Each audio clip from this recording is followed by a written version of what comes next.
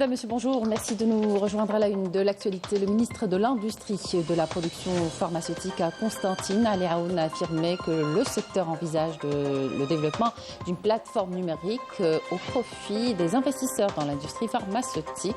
C'était hier lors de l'inauguration d'une usine de fabrication de pièces automobiles et d'une unité de production de batteries réalisée dans la commune d'Ibn Badis.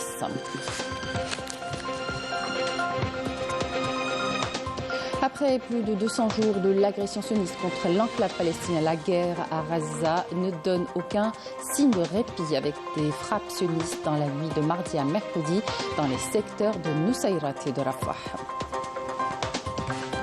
Plus de 12 300 enfants ont été assassinés par l'armée sioniste à Gaza, théâtre d'une agression sioniste barbare. Selon l'UNICEF, l'utilisation d'armes explosives dans les zones habitées a tué ou mutilé plus de 23 000 enfants en 2018 et 2022 dans le monde. Sport, le MCA affrontera en finale le vainqueur de l'autre demi-finale au stade Nelson Mandela de Berraqi à Alger entre le CR Belouizdad et l'USM Alger ce soir à 21h. Bienvenue à tous. Nous entamons cette édition à partir de Constantine où une dynamique économique est constatée à la faveur des mesures incitatives initiées par l'État. Le tissu industriel de la wilaya se développe de plus en plus. Hier, une usine de fabrication de pièces automobiles et d'une unité de production de batteries a été inaugurée par le ministre de l'Industrie et de la Production pharmaceutique Ali Aoun, qui a également évoqué l'importance et la priorité donnée à la qualité des produits pharmaceutiques qui soient fabriqués localement ou importés. Badia Mardi. Le développement de la plateforme numérique dédiée aux investisseurs dans l'industrie pharmaceutique vient faciliter les démarches administratives aux investisseurs dans ce domaine stratégique. L'entrée en service effectif de l'annexe ANPP de Constantine permettra de suivre entre autres les demandes des investisseurs dans l'est du pays. Concernant la production de médicaments anti-cancer en Algérie, l'année 2024 sera celle de la production de médicaments contre les maladies du sang et du cancer, selon le ministre de l'Industrie et de la Production pharmaceutique. Justement, cette usine s'entend entrée en phase de production, tandis que 3 autres usines entreront en production avant la fin du premier semestre de cette année.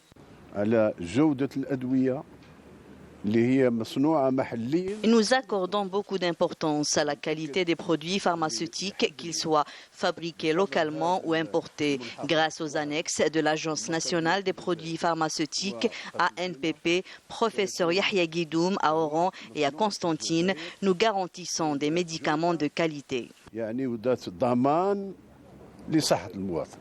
Dans un autre créneau, l'industrie mécanique bat son plein dans cette wilaya de l'Est du pays. L'entreprise nationale des matériels de travaux publics d'Ain Smara est appelée à fournir pour le marché national des pièces de rechange pour les engins de travaux publics. Le ministre de l'Industrie et de la Production pharmaceutique a inauguré une usine de fabrication de pièces automobiles et d'une unité de production de batteries dans le cadre de l'investissement privé.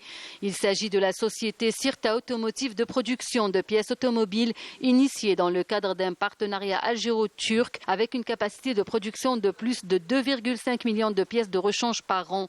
L'usine emploie 180 travailleurs. On fabrique tout ce qui est toutes les pièces, les fibres caoutchouc, ça veut dire le caoutchouc aluminium, caoutchouc plastique, caoutchouc métal. La production algérienne, qu'elle soit pharmaceutique, mécanique ou autre, est en plein essor. Constantine, forte de son tissu industriel, va de l'avant et encourage les investisseurs grâce à des mesures incitatives pour investir d'autres secteurs stratégiques pour réduire la facture des importations. Et à Annaba, le ministre des Travaux publics et des infrastructures de base, Lakhdar Rakhrouk, a donné hier le coup d'envoi officiel des travaux d'extension du port de Annaba et la réalisation d'un quai minéralier inscrit dans le cadre du projet national de phosphate intégré. Les détails avec Yasmine Sodi. La wilaya de Annaba a bénéficié d'un vaste programme de développement de ses infrastructures de base, avec notamment les travaux d'extension du port de Annaba et de réalisation d'un quai minéralier inscrit dans le cadre du projet national de phosphate intégré. Ce projet va attirer les grands navires spécialisés dans l'exportation du phosphate traité.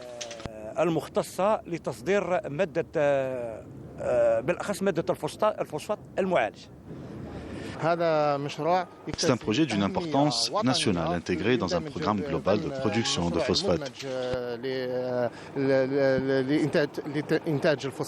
Afin de faciliter la commercialisation à l'échelle internationale du phosphate intégré, des travaux sont menés à un rythme effréné pour la réalisation du projet de modernisation et de dédoublement des voies ferroviaires.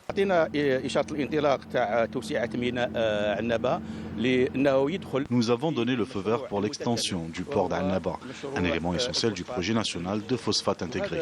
Ce projet englobe notamment l'exploitation des mines de phosphate de Bled El Hadba, représentant ainsi un défi que nous sommes déterminés à relever. Le président de la République accorde une importance particulière à ce projet car il est un moteur clé du développement de l'économie nationale.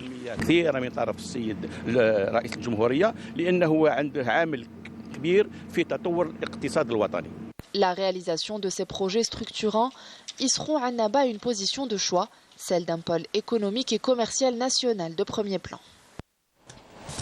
La route reliant le port d'Oran à l'autoroute Est-Ouest bientôt livrée après la reprise des travaux. Un projet important pour accompagner l'envergure économique du port. Le projet comprend 5 ouvrages d'art, dont une route au-dessus de la mer et d'une voie express. Yanis Aïd Belkacem. Dans la capitale de l'Ouest, un projet d'envergure vient de voir le jour, alliant des aspects économiques, touristiques et de développement. Cette initiative ambitieuse vise à relier le port à l'autoroute Est-Ouest sur une distance d'environ 26 km. Après avoir surmonté une série d'obstacles, le projet a atteint sa phase finale avec un taux d'achèvement dépassant les 90%. Chaque étape a été minutieusement suivie et contrôlée par les autorités locales. Ce projet impressionnant comprend la construction d'une route qui traverse la mer sur une distance de 2 km, ainsi que la création d'un pont géant s'étendant sur près de 750 mètres. De tunnels d'une longueur d'1 kilomètre ont également été réalisés.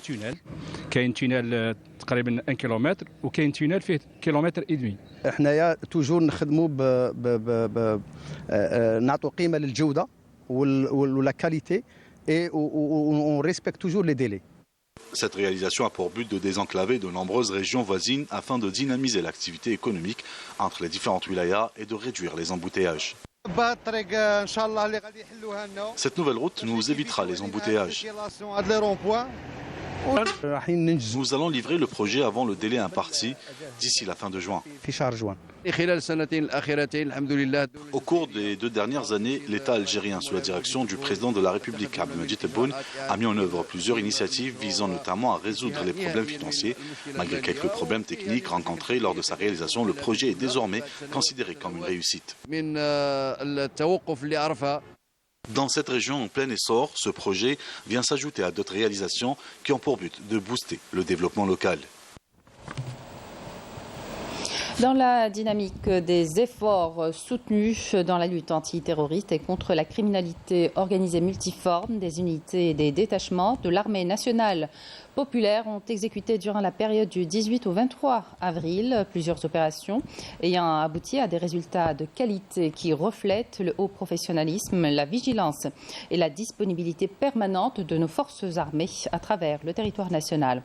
Dans le cadre de la lutte antiterroriste et lors d'une opération de fouille et de ratissage dans la zone de Ténéa El-Kahla à Médéa, un détachement de l'armée nationale populaire a abattu le terroriste dénommé Khattar Mohamed, dit Ismail, et récupéré un pistolet mitrailleur de type Kalachnikov, une quantité de munitions et d'autres effets. De même, d'autres détachements ont procédé à l'arrestation de 6 éléments de soutien au groupe terroriste lors d'opérations distinctes à travers le territoire national. Dans le cadre de la lutte contre la criminalité organisée et en continuité des efforts soutenus visant à contrecarrer le fléau du narcotrafic dans notre pays, des détachements combinés de l'ANP ont intercepté en coordination avec les différents services de sécurité lors d'opérations exécutées à travers les régions militaires, 66 narcotrafiquants et ont mis en échec des tentatives d'introduction de 78 kilogrammes de kif traité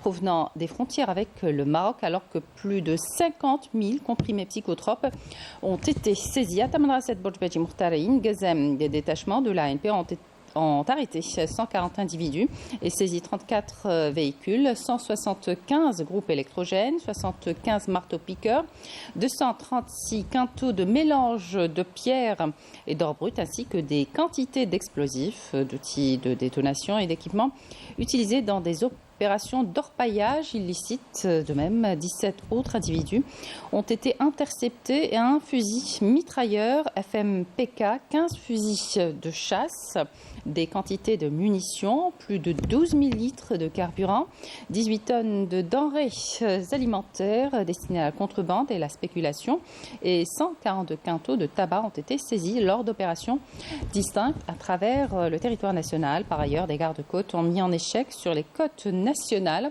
des tentatives d'émigration clandestine de 10 individus à bord d'embarcations de construction artisanale, alors que 512 immigrants clandestins de différentes nationalités ont été arrêtés à travers le territoire national. L'actualité à l'étranger, les bombardements de l'artillerie sioniste sur diverses zones des quartiers de la ville de Gaza et du nord de l'enclave palestine ont fait plusieurs blessés parmi les citoyens. La résistance palestinienne a affirmé qu'elle continuera à frapper et à résister tant que l'agression de l'occupation se poursuivra sur un seul centimètre de la Palestine. Melika Blel. Après plus de 200 jours d'agression sioniste contre l'enclave palestinienne, la guerre à Gaza ne donne aucun signe de répit avec des frappes sionistes dans la nuit de mardi à mercredi dans les secteurs de Nusayrat et de Rafah, situés à la pointe sud du territoire près de l'Égypte. Au moins 3 Palestiniens sont tombés en martyrs et d'autres ont été blessés dans un bombardement de l'entité sioniste ayant visé un groupe de citoyens près de l'école Abu Arban. D'énormes explosions ont également été entendues alors que la fumée s'élevait dans les quartiers de Zaytoun, Al-Shuja'iyya, Al-Toufah, Al-Daraj, Tel El-Hawa et Al-Rimel dans la ville de Gaza et au nord de la bande de Gaza. Plusieurs Palestiniens ont été blessés lors de tirs d'artillerie continus sur les villes de Beit Lahia, Beit Hanoun et à l'est de Jabalia. Les équipes d'ambulance et de secours continuent de dégager les corps des martyrs d'une fosse commune dans le complexe médical Nasser dans la ville de Khan Younes, au sud de la bande de Gaza, après le retrait des forces d'occupation sionistes. Les équipes ont pu récupérer les corps d'au moins 310 martyrs assassinés par l'armée sioniste lors de l'attaque du complexe et les ont enterrés dans des fosses communes à l'intérieur. 2000 Palestiniens sont portés disparus après le retrait des forces d'occupation sionistes de plusieurs zones de la bande de Gaza. Après 200 jours d'agression, la moitié de la population de Gaza souffre de la faim. Le programme alimentaire mondial des Nations Unies affirme que son aide n'est qu'une goutte d'eau dans l'océan des besoins des Palestiniens et un cessez-le-feu est nécessaire dans l'enclave. Les restrictions des aides imposées par l'entité sioniste a conduit à des pénuries de nourriture, de médicaments et de carburant et a provoqué une famine qui a coûté la vie à des enfants et à des personnes âgées dans l'enclave assiégée depuis 17 ans et habitée par environ 2,3 millions de Palestiniens, dont environ 2 millions de personnes déplacées à cause de la guerre. Tout comme les enfants palestiniens, chaque année dans le monde, des milliers de jeunes voient leur vie brutalement interrompue ou changée à jamais pour cause de l'utilisation d'armes explosives en zone peuplée. Selon l'UNICEF, entre 2018 et 2022, les armes explosives ont tué ou gravement blessé près de 2 fois plus d'enfants que les coups de feu et autres armes à feu. Yamina Saïdji.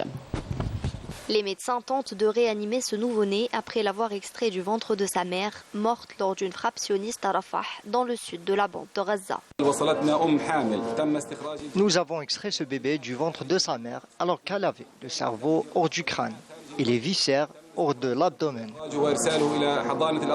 Après plusieurs tentatives, le bébé a pu être sauvé et placé en couveuse. Ses jours ne sont heureusement plus comptés, mais il portera des séquelles psychologiques indéniables comme des milliers d'enfants palestiniens traumatisés par la barbarie sioniste, sans compter les séquelles physiques qui ont fait basculer la vie d'un nombre important d'enfants innocents.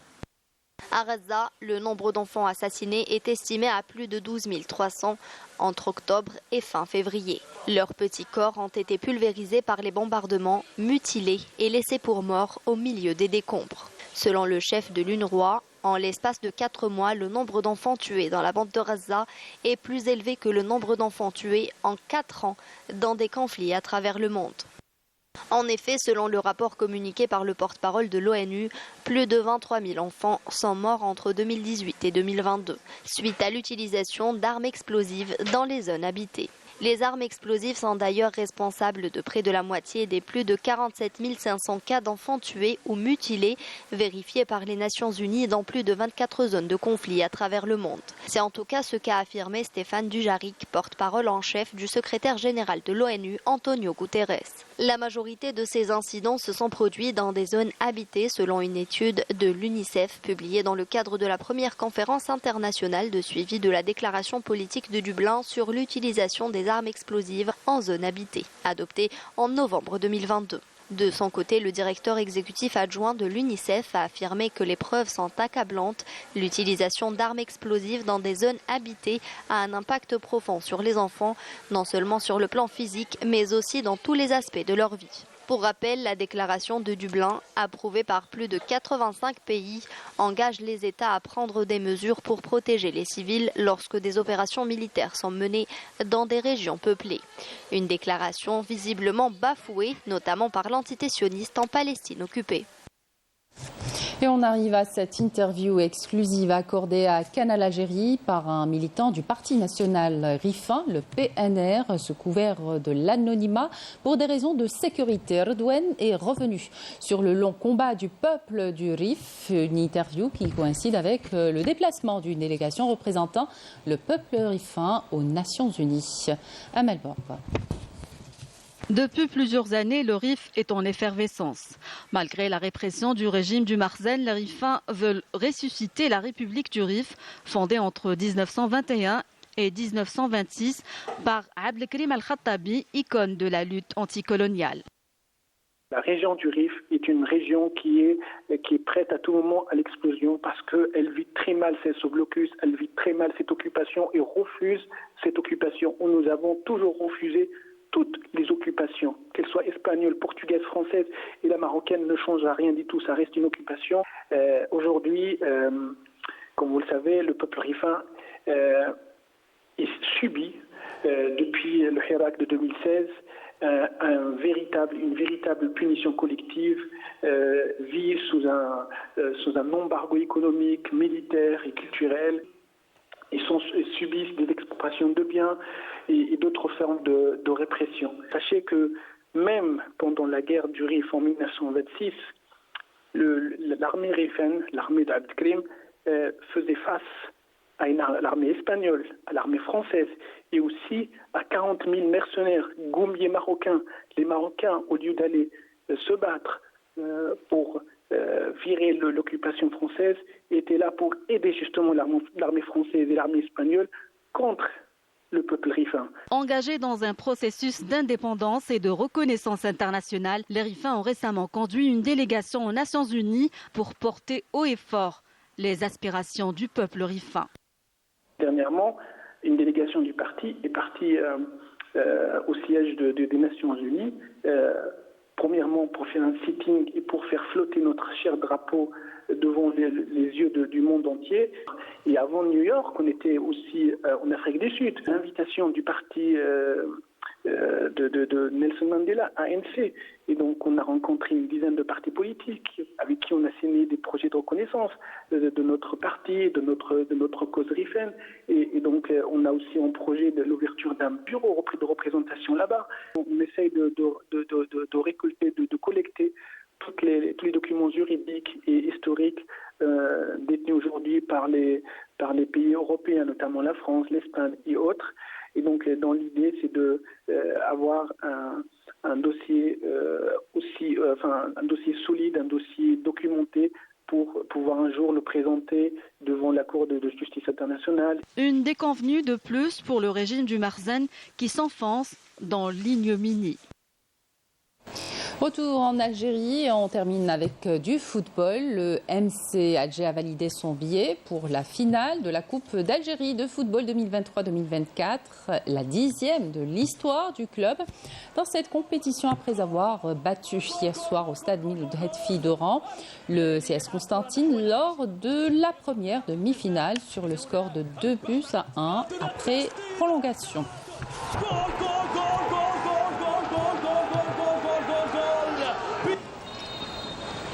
بلايلي في تنفيذ المخالفة في القائمة الثاني والهدف الثاني للنادي العاصمي جول جول جول جول جول جول جول جول جول جول جول جول عبد الله أيوب. Le MCA affrontera donc en finale le vainqueur de l'autre demi-finale au stade Nelson Mandela de Baraqia à Alger entre le CR Belouizdad et l'USM Alger ce soir à 21h. Samia Chichou. Le CR Belouizdad et l'USM Alger vont se rencontrer pour la 12e fois de leur histoire en Dame Coupe. Le Shabab, dont le dernier trophée avait été remporté en 2019 face à la GSM Béjaïa, est avantagé avec 4 victoires contre 2 pour l'USMA, alors que 5 confrontations se sont soldées par un score nul. Les Rouges et Noirs abordent cette demi-finale avec un ascendant psychologique puisqu'ils ont battu leur adversaire du jour en aller-retour cette saison. Mais dans l'épreuve populaire, les choses diffèrent. L'historique des deux clubs algérois en Dame Coupe est très glorieux. Les deux clubs de la capitale ont remporté le trophée à 8 reprises en termes de participation. L'USMA est devant avec 17 finales disputées, alors que le CRB a atteint la finale à 12 reprises. Cette demi-finale se présente comme une finale avant la lettre entre les deux grands spécialistes de la compétition. Et tout pronostic serait donc hasardeux. Le magnifique stade de Nelson Mandela comme théâtre de cette belle confrontation et contrairement à hier, à Oran, les gradins de Berari seront certainement pleins.